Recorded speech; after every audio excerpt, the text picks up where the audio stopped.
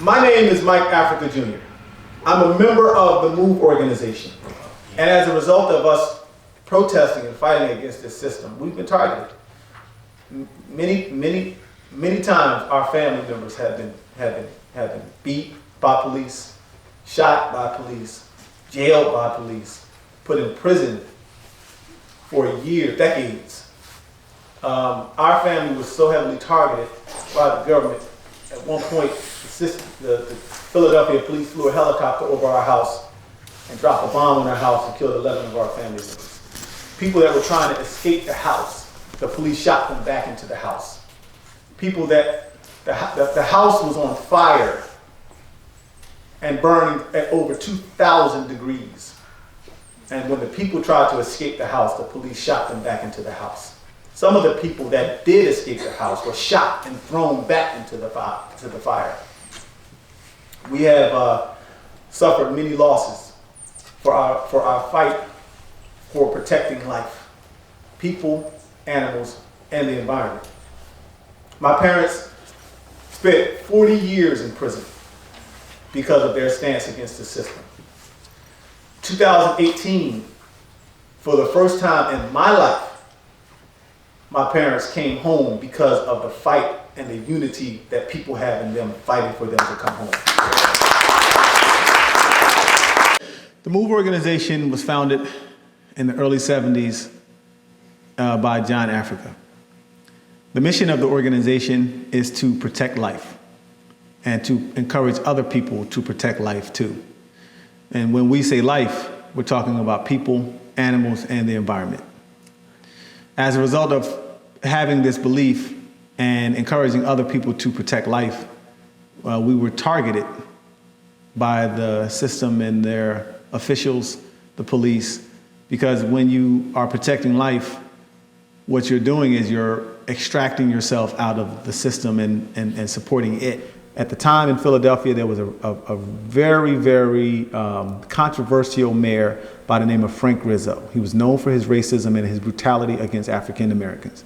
And his police were used and militarized to attack MOVE people, and they did. And they attacked people, and they beat people, and the beatings escalated, and they would come to our house, and at one point they beat one of the pregnant women. And they beat her to the point where she suffered a miscarriage. And on other occasions, when MOVE people would get arrested, other MOVE people would protest to get them out of prison. And we protested. We want justice. They didn't do anything wrong. They didn't break any laws. They're maybe 12 or 13 years old. You locked them up for nothing. We want our people home. And that led up to other things. And we couldn't get justice. It became very frustrating. So on May 20th, 1977, MOVE took a defensive stand. We said, we ain't going through this with you no more. If the police come at us, we're letting the people know we're going to defend ourselves. We got the right to self-defense. We got the right to freedom of speech. We ain't breaking no laws. And we're not accepting this. You're beating and killing our people. So that standoff is what led up to August 8th, because the police found a way to say that we broke a law by saying that our house had housing code violations. And when they said we had to leave the house. Now, we responded by saying, you haven't been in this house to say that it has housing code violations. We even let them inspect the house to prove that it didn't have housing code violations.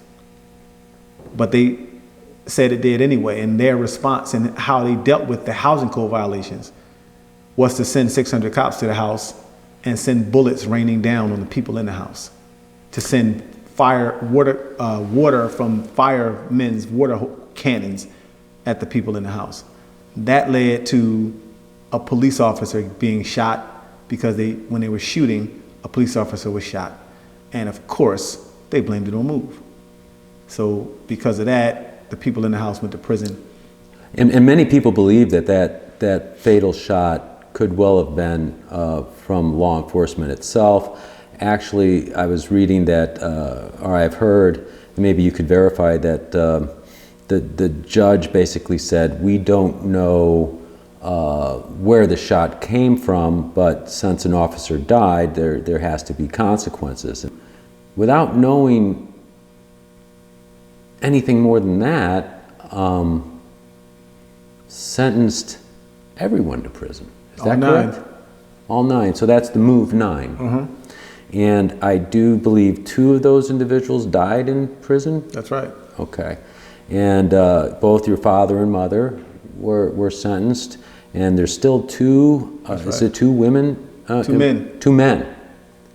2 women recently released? 2 women just recently released this past May. Okay. So Chuck was 18. Okay. Never spotted with a weapon, never seen to have a weapon. His hands was checked, and he did not have a weapon. My dad was 22, my mom was 21, Janine was 21, Janet, I believe, was around 27, Merle was around 30-ish. There's a story that you were born in prison, is that true? That's what they tell me. I don't remember. You don't remember. But as the story goes, you were born in prison, right. And your mother actually kept you concealed for several days or something like that? That's what I hear. Right. So both your mother and your father are now out of prison, correct? That's right. When did that happen? So the release of them came under a lot of pressure from the people and different officials. Okay. And that just happened just last year. Wow. 40 years. They both served 40 years. And did you picked up your father from prison? Both of them. I picked up my mom and my dad. Why are you at the Forest and Climate Resurgence Convergence? I'm here because I was invited. And anytime I'm invited to do something that supports the environment or people's knowledge about the environment, I take if I have the opportunity, I use that opportunity to do that. Okay. The environment is, what are you going to do without it, right?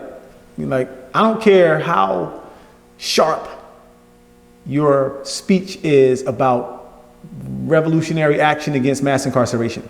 Mm-hmm. I don't care how bad you can talk about the importance of freeing the animals from cages. I don't care how sharp and wise you are about human trafficking. Whatever kind of revolutionary position you take, you are not taking without the environment. You need the air. And I don't care who you are or where you're from, how much money you got or how little, what color you are or what creed. If you don't have the air, you don't live. And that applies to everyone.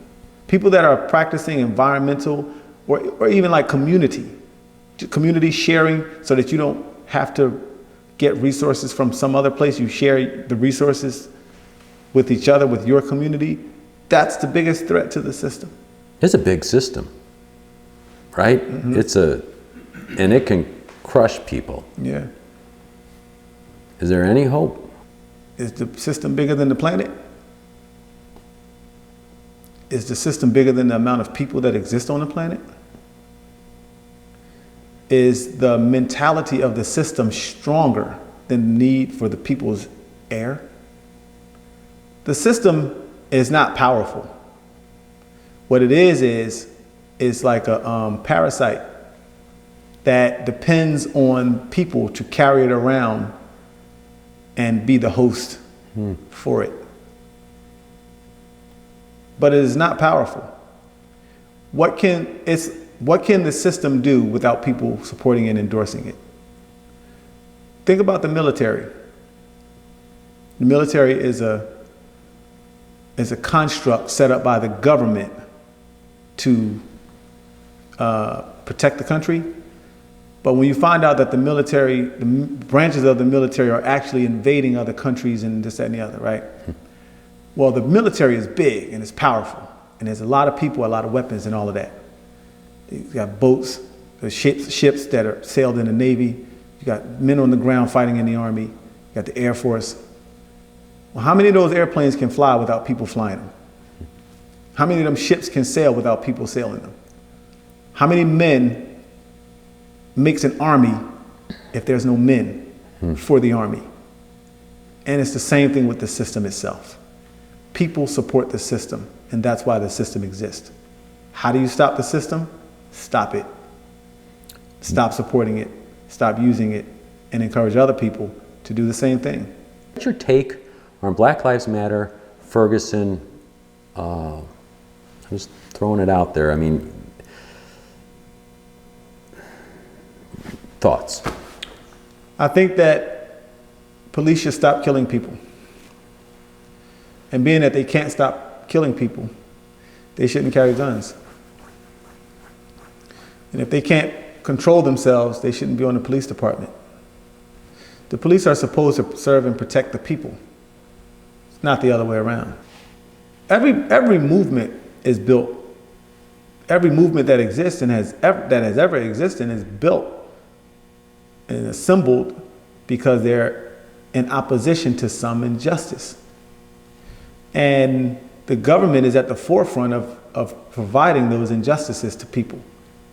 And when Mike Brown was shot, that was bad enough. But when Darren Wilson was freed, that just made it worse. Mike Brown had bullet holes in the top of his head.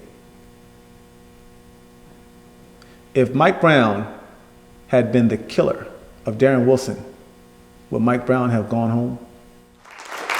I say there's unity, that the example of unity is present in the fact that my parents came home. The example of unity is present in the people that are here today. The example of unity is in the people that fight to support Standing Rock. The example of unity is important to understand when you're dealing with these politicians. If you expect hope from politicians, I will not tell you to not look for politicians for hope, but what I will say is look at the pattern. If things have gotten better, go with it. If they have not, there's your answer. Thank you for listening to me. And